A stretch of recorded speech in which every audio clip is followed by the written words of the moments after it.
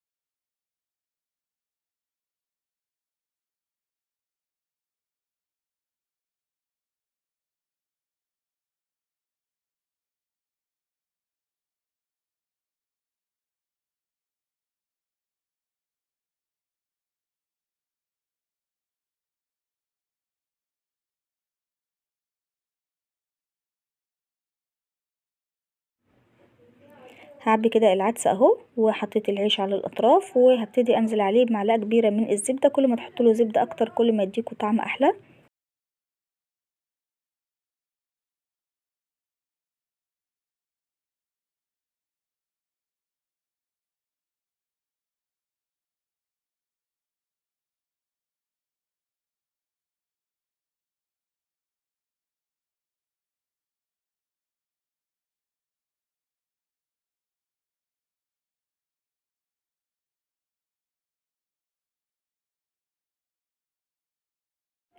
بسيبها بقى كده تدوب، وبألف هنا والشفا. ان شاء الله تجربوا الوصفة وتعجبكم. عملت معاكم العدس اللي بالزبدة بطريقة سهلة وبسيطة، عملناه بالتفصيل، ما فصلتش الفيديو خالص عشان تشوفوا كل الخطوات كاملة.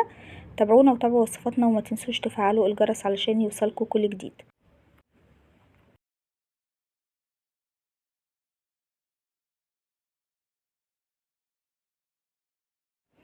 لو عندكم اي استفسار اكتبوه في الكومنتات وهنرد عليكم، واكتبوا لنا كمان بتتابعونا من انهي بلد، وايه رايكم في وصفتنا النهارده. خلصت كده وصفتنا، ان شاء الله تعجبكم.